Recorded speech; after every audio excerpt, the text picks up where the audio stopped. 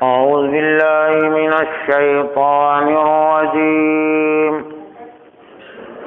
بسم الله الرحمن الرحيم.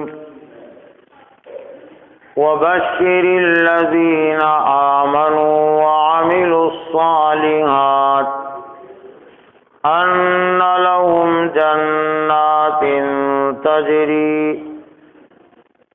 تجري من تحتها الأنهار كلما رزقوا منها من ثمرة رزقا قالوا هذا الذي رزقنا من قبل وأتوا به متشابها ولهم فيها أزواج مطهرة وهم فيها خالدون. صدق اللہ العظیم. محترم حضرات، یہ سورہ بقرہ کی ایک آیت ہے، آیت نمبر 25. اس آیت میں اللہ تعالیٰ نے ایمان والوں کے لیے اور نیک اعمال کرنے والوں کے لیے جنت میں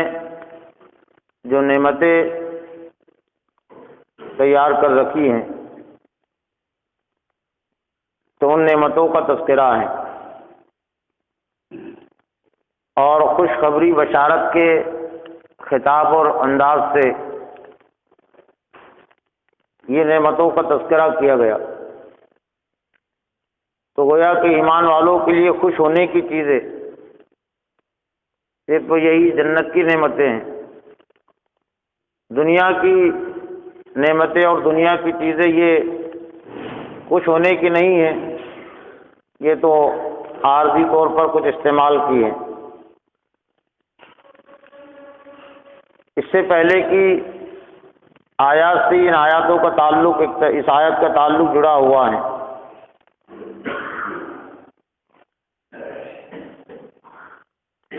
کل کے درس کی آیات میں تو اللہ کے نافرمانوں کے لیے ایک چیلنج تھا جو شک و شبہ کرتے تھے، اور اسی رکوع کی جو اس سے پہلے کی آیت تھی اس میں ان چند نعمتوں کا تذکرہ تھا جو دنیا میں تمام انسانوں کو حاصل ہے. اس کے لیے ایمان کی شرط نہیں ہے. یہ زمین کی نعمت، یہ آسمان اور یہ بارش اور زمین سے مختلف چیزیں جو اگائی گئی، تو وہاں صرف ایمان والوں ہی کے لیے یہ چیزیں بیان کی گئی، عام انسانوں کے لیے. لیکن یہاں جو نعمتیں بیان کی گئی ہیں تو یہ مشروط ہے، خاص ہے، صرف اہل ایمان کے لیے اور نیک اعمال کرنے والوں کے لیے. ایک طرح سے قرآن مجید کے جو آیات ہیں آپس میں ان کا بہت گہرا ربط اور تعلق ہے. بظاہر ایسا لگتا ہے جو دنیا کی مصنفین کی کتابوں کے پڑھنے کے عادی ہیں، سننے کے عادی ہے، تو قرآن میں ان کو وہ ربط محسوس نہیں ہوتا، نظر نہیں آتا. لیکن یہ بھی قرآن مجید کا اعجاز ہے، اس کا یہ معجزانہ کیفیت ہے کہ الگ الگ مضمون ہونے کے باوجود، الگ الگ انداز ہونے کے باوجود ان تمام مضامین میں انتہا درجہ گہرا تعلق اور مضبوط. لیکن اس کو سمجھنے کے لیے سرسری نظر، سرسری غور کافی نہیں ہے. سب سے پہلی اور بنیادی چیز کہ ایک مقصد نزول قرآن کیا ہے؟ انسانوں کی ہدایت. تو یہ مقصد اگر کوئی سامنے رکھے قرآن مجید کو پڑھتے ہوئے، سنتے ہوئے، تو سورہ فاتحہ سے لے کر سورہ والناس تک اس کو قرآن مجید ایک ہی لڑی کی مختلف چیزیں نظر آئیں گی، ایک ہی زینے کی مختلف سیڑھیاں، اور آپس میں بہت گہرا تعلق اور ربط اپنے اندر جو رکھتی ہیں. تو کہا گیا کہ اے محمد صلی اللہ علیہ وسلم، حضور صلی اللہ علیہ وسلم کو خطاب کر کے کہا گیا، آپ کو حکم دیا گیا کہ بشر الذین آمنوا وعملوا الصالحات، اور خوشخبری سنا دیجیے ایمان والوں کو، وعملوا الصالحات جنہوں نے ایمان لایا اور نیک اعمال کیے، ان کے لیے باغات جنتیں ہیں جن کے نیچے نہریں بہہ رہی ہیں، اور جب جب بھی ان کو ان باغات سے رزق دیا جائے گا، یعنی پھل دیے جائیں گے بطور رزق کے، تو وہ کہیں گے کہ اسی طرح کا رزق ہم کو اس سے پہلے بھی دیا گیا تھا، یعنی اس طرح کے پھل ہم کو اس سے پہلے بھی دیے گئے تھے، حالانکہ ان کو اس کے متشابہ دیے جائیں گے جو شکل میں صورت میں پہلے پھلوں کے جیسے ہوں گے، لیکن ان کا مزہ الگ ہوگا، اور ان کے لیے پاکیزہ جوڑے ہیں۔ زوج کا لفظ استعمال کیا گیا، زوج کے معنی جوڑے کے، تو یہ بیوی کے لیے بھی استعمال ہوتا ہے، شوہر کے لیے بھی۔ بیوی کے لیے شوہر زوج ہے اور شوہر کے لیے بیوی زوج ہے، اس لیے قرآن مجید میں یہ اصطلاح استعمال ہوئی کہ دونوں۔ آمنو میں بھی صرف مرد ہی نہیں ہے، ورنہ اردو میں اگر اس کے ہم انداز کو مخصوص کر لیں گے تو خواتین تو اپنے آپ کو الگ سمجھ لیں گی کہ ایمان والو، تو عام طور سے عورتوں کو تو کہا جاتا ہے ایمان والی ہو، لیکن اے ایمان والوں میں مرد بھی اور عورتیں بھی ہیں، اسی طرح سے ازواج میں بیویاں بھی ہیں اور شوہر بھی ہیں، تو ان کے لیے وہاں پاکیزہ جوڑے ہیں، پاکیزہ بیویاں ہیں۔ شوہروں کو اگر خطاب ہو اور بیویوں کو اگر خطاب ہو تو ان کے لیے پاکیزہ شوہر ہے، وَهُمْ فِيهَا خَالِدُونَ، اور اس میں ہمیشہ رہیں گے۔ اب یہ جو نعمتیں اللہ نے بیان کی ایک ہی آیت میں، یہ اتنی بڑی نعمتیں ہیں کہ پوری زندگی بھی انسان اگر ان نعمتوں کے حصول میں اگر قربان کر دے تو پھر بھی بہت سستا سودا ہے، یہ مہنگا سودا نہیں ہے۔ سب سے اہم اور بنیادی چیز اس میں جو سوچنے کی ہے، غور کرنے کی ہے، وہ بالکل آیات کے شروع ہی میں اس کا تذکرہ ہے کہ بشر الذین آمنوا وعملوا الصالحات، خوشخبری سنا دیجیے ایمان والوں کو، نیک اعمال کرنے والوں کو۔ تو گویا کہ خوشخبری صرف ایمان والوں کے لیے نہیں ہے، جنہوں نے ایمان قبول کر لیا وہ خوشخبری کے مستحق نہیں ہیں۔ قرآن مجید میں کہیں بھی جنت کی خوشخبری اور بشارت، کامیابی کی خوشخبری اور بشارت، غلبے کی خوشخبری اور بشارت، یہ اللہ کی مدد اور نصرت کی بشارت صرف ایمان کی بنیاد پر کہیں بھی نہیں ہے، آمنوں کی بنیاد پر کہیں بھی نہیں ہے، نہ قرآن میں اور نہ حدیث میں اور نہ فقہ میں۔ ہر جگہ کامیابی کی بشارت، خوشخبری، غلبہ، اللہ کی مدد و نصرت، تو دو بنیادی اصطلاح استعمال کی گئی شرطیہ انداز میں، آمنوا وعملوا الصالحات، جنہوں نے ایمان لایا اور جنہوں نے نیک اعمال کیے۔ تو گویا کہ یہ اعمال صالحہ شرط ہے ایمان کی، اور دونوں میں گہرا تعلق ہے، اور اعمال صالحہ کے لیے شرط ہے ایمان، اور ایمان کے لیے شرط ہے اعمال صالحہ۔ اس کا مفہوم اس طرح سے واضح ہو سکتا ہے کہ کوئی کتنی نمازیں پڑھ لے، روزے رکھ لے، بھلائی کے کام کر لے، لیکن ایمان اس نے قبول نہیں کیا، یہ اعمال اس کو فائدہ نہیں دیں گے۔ اور پھر چاہے کوئی کتنی لمبے چوڑے دعوے کرے ایمان کی کہ میں سچا پکا مسلم اور مومن ہوں، میں اسلام کو دل سے چاہتا ہوں، اللہ سے مجھ کو محبت ہے، رسول سے مجھے محبت ہے، قرآن سے محبت ہے، لیکن عمل اس کے مطابق نہیں ہے، اعمال صالحہ نہیں ہے، تو یہ ایمان اس کو دوزخ سے نہیں بچا سکتا، جنت کا مستحق نہیں قرار دے سکتا۔ مختصر طور پر کامیابی کا جو نصاب قرآن مجید میں بیان ہوا ہے ایک مقام پر، وہ صرف وہ سورہ عصر ہے۔ اس سے مختصر کامیابی کا یا جنت کا نصاب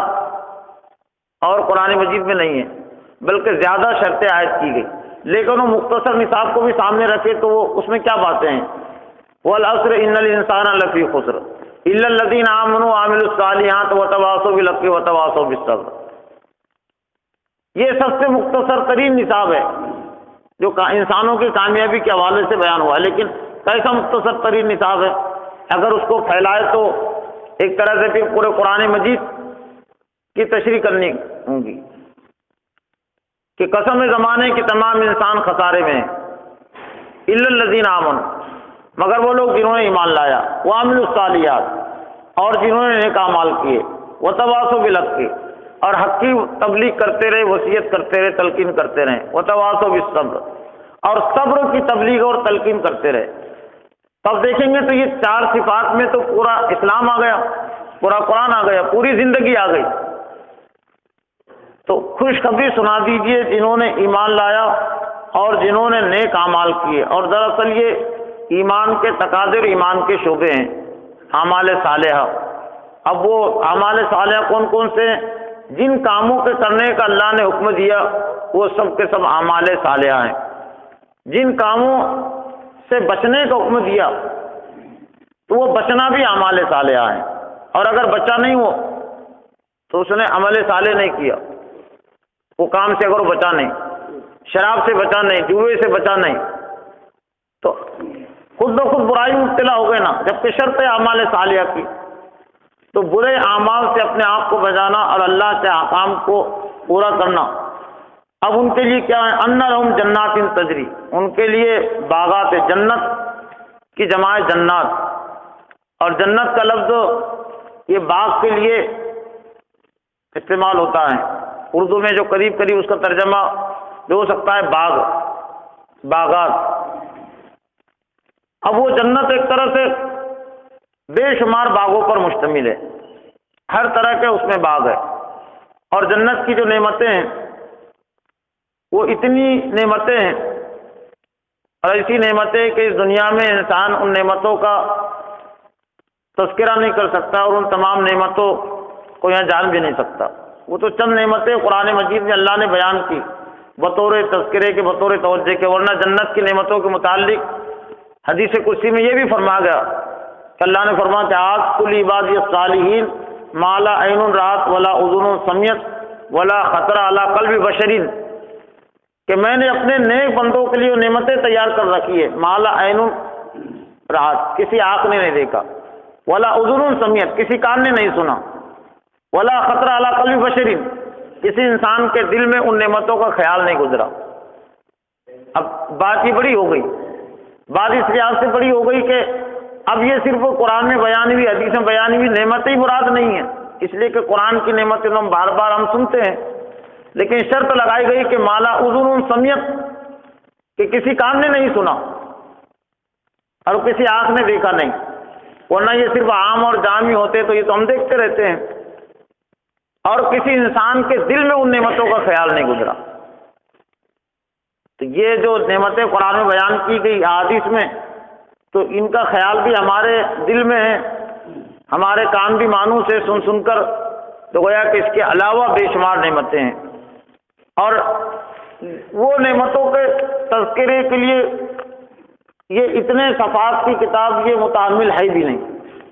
ورنہ ان نعمتوں کا اگر تذکرہ کیا جاتا جو نعمتیں اللہ نے تیار کی ہے، تو یہ جو قرآن مجید ہے، تو قرآن مجید میں کسی اور چیز کا اگر حکم نہ بھی ہو تو وہی نعمتوں کے تذکرے سے بھر جائے، یا پھر ان نعمتوں کے تذکرے کے لیے کسی اور بڑے قرآن کی ضرورت پڑے، تو صرف کہہ دیا گیا بس یہ، اب اس کی تفصیلات تو وہاں جب جہاں ملنا نہیں ہے تو صرف اجمالی تذکرہ کافی ہے کہ کوئی ہر نفس کی ہر خواہش پوری کی جائے گی۔ جنت کی جو نعمت یا جنت کی جو زندگی بیان کی گئی کہ ہر نفس کی ہر خواہش پوری کی جائے گی۔ ان لہم جنات تجری من تحتہا الانہار، جن کے نیچے نہریں بہ رہی ہیں۔ یہ ہر جگہ جنت کی نعمتوں کے تذکرے کے ساتھ یا یہ باغات کے ساتھ یہ صفت کا تذکرہ لایا گیا، تحتہا الانہار، جن کے نیچے نہریں بہ رہی ہے۔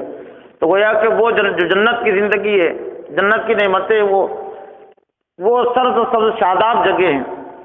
ان کے نیچے نہریں بہ رہی ہے مسلسل۔ تو ایک اس کا مفہوم یہ بھی ہے کہ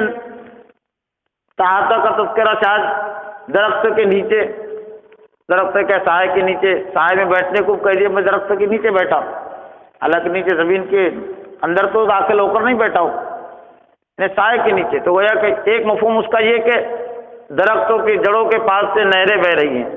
اور ایک اس کا مفہوم یہ بھی ہو سکتا ہے کہ نیچے زمین سے نیچے سے نہریں بہ رہی ہیں.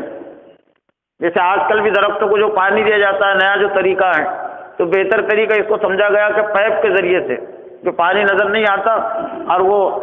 ایسا سسٹم ہوتا ہے کہ پائپ کے ذریعے سے پانی خود بخود وہاں پہنچ جاتا ہے. آج کل درخت بھی حکومت طرف سے ایسے لگائے جا رہی ہے روڈوں کے کنارے پر بھی. آپ نے بھی دیکھا ہوگا، چلتے پھرتے ہماری بھی نظر پڑتی ہے، کیونکہ چھوٹے چھوٹے درخت، یہ جو بسلری ہوتی ہے نا پانی کی بسلری، تب یہ 1-2 سال سے طریقہ حکومت نے شاید بہتر پانی کے کم استعمال، درخت کی نشو نما ہو جائے تو بسلری کا اوپر کا منہ پھاڑ دیا جاتا ہے، اس کو کاٹ لیا جاتا ہے اور اس کو زمین میں اس کو رکھ دیا گیا، زمین میں گاڑ دیا گیا وہ درخت کے میں، اور شاید اندر سے کوئی چھوٹا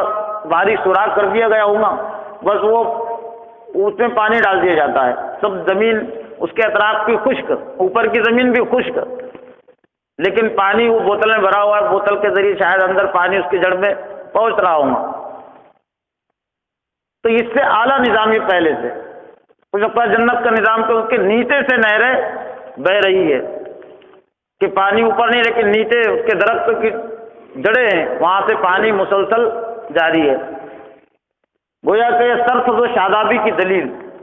ہر وقت یہ باغات ہرے بھرے رہنے کی دلیل، کبھی خزاں نہیں. دنیا میں بڑے سے جو بڑے باغات ہوتے ہیں تو کبھی ان پر خزاں رہتی ہے اور کبھی باہر آتی ہے،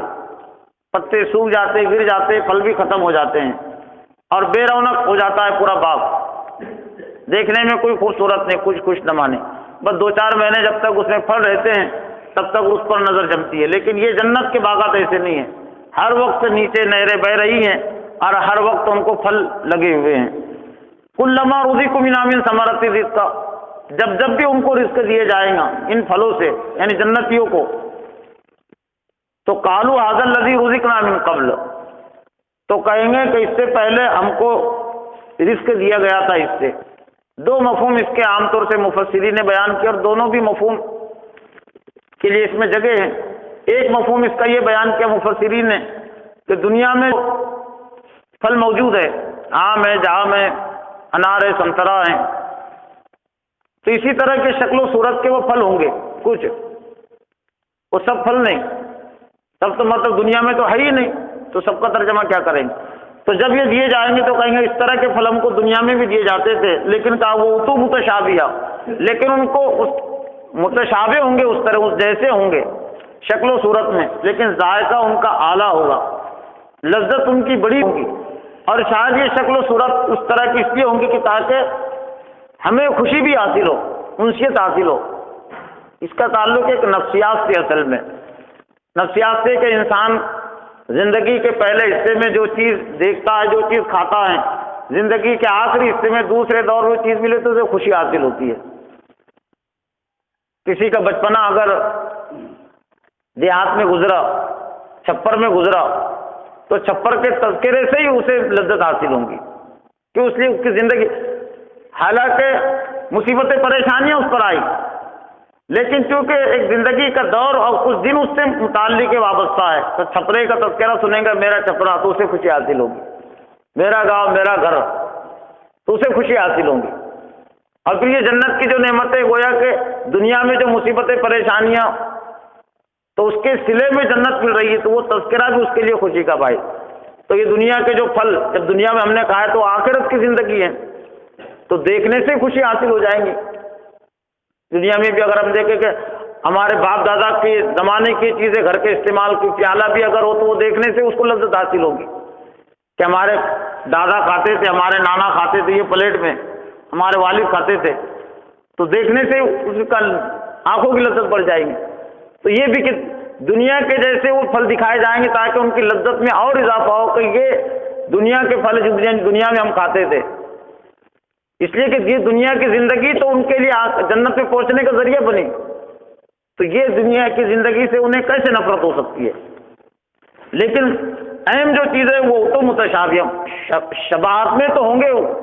لیکن ان کا ذائقہ، ان کی لذت بہت اعلیٰ ہوگی، الگ ہوں گی اس سے. وَلَهُمْ فِيهَا أَزْوَاجٌ مُطَهَّرَةٌ، اور ان کے لیے پاکیزہ جوڑے ہیں، بیویاں ہیں، شوہر ہے تو ان کے لیے بیوی ہے، بیویاں ہے تو ان کے لیے شوہر پاکیزہ مطہرہ، یعنی کوئی پیشاب نہیں، کوئی حیض و نفاس کا مرحلہ نہیں، کوئی گندگی نہیں، کوئی تھوک نہیں، کوئی بلغم نہیں، ایسی پاکیزہ زندگی اور پاکیزہ جگہ وہاں ملیں گی۔ وہم فیہا خالدون، اور حقیقی اور آخری جو اہم نعمت ہے، یہ تمام نعمتیں اس کے سامنے ہی تھے، تو وہ وہم فیہا خالدون، اس میں ہمیشہ رہیں گے۔ ورنہ 1000 سال کی، 2000 سال کی، 1,00,000 سال کی جنت کا تذکرہ ہوتا تو بہرحال 1,00,000 سال 1000 سال تو ختم ہونے والے ہیں، لیکن یہ وہ جنت ہے، یہ وہ زندگی ہے کہ وہم فیہا خالدون، اس میں ہمیشہ رہیں گے، کبھی موت نہیں ہوگی۔ اللہ سے دعا ہے کہ اللہ تعالی ہمیں جنت کی ان نعمتوں